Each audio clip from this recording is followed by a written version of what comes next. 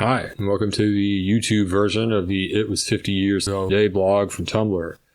I am not the author of this blog, I am merely your narrator, Burke Squidley.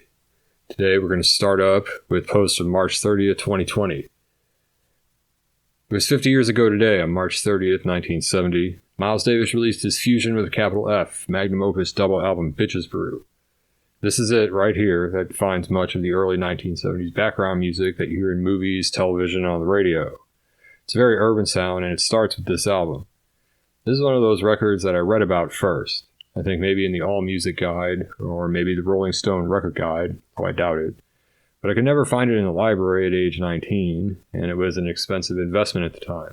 Then I heard, when I was 20 on a road trip, the song Right Off from Davis' next album.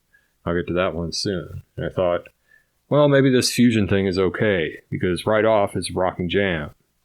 Well, this album is very, very tough, dense, a difficult listen at first. However, as cliched as it might sound, it does grow on you after a while. The 20-minute opening track, Pharaoh's Dance, really sets the tone. The drum is incessant throughout. It's definitely a rock drum, but the music is something from outer space. Maybe it might sound dated to some ears now, but I don't know, it kind of has a magic to it. This song, along with all the songs on the album, has a sort of sinister, almost nightmarish feel. You just have to hear it. Along with that one is another longish tune that at least has a major key callback, that is, Spanish key, but it's similar in its railroad of noise, bleeps, blurps, and weird guitar, and, of course, Davis's omnipresent trumpet. The other song on here that I like a lot is John McLaughlin, named after the guitarist who plays on this album. In fact, he is one of the main reasons this album sounds like it does. His strange, freeform guitar, like disjointed solos. McLaughlin would go on to form his own fusion band, the Mahavishnu Orchestra. I think the most quote-unquote normal tune on here is the last one, Sanctuary, which has a little free jazzish sound, but it still ain't Coltrane. The most sinister tune on here, and not one to listen to on hallucinogenics, is the 26-minute title track. It's exhausting, and switches from silence to screaming trumpets. Again, it's just all over the place.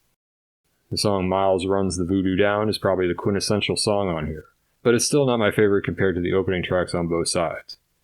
Did I do a good job describing jazz fusion? Probably not. I'm not a jazz expert by any means at all, but I can tell you that when Marsalis is dead wrong when he calls fusion jazz or jazz fusion, quote, total bullshit. Fuck that guy. If you haven't heard this album and you have any interest in jazz or even funk, you should try this one on for size. Also, it's got a kick-ass album cover. I believe the woman in the profile is Davis's wife at the time, Betty Davis. And I'll be reviewing her work at some point soon. So that's it, and thanks for spending a couple minutes with us here at the 50 Years Ago Today blog. We'll see you again soon.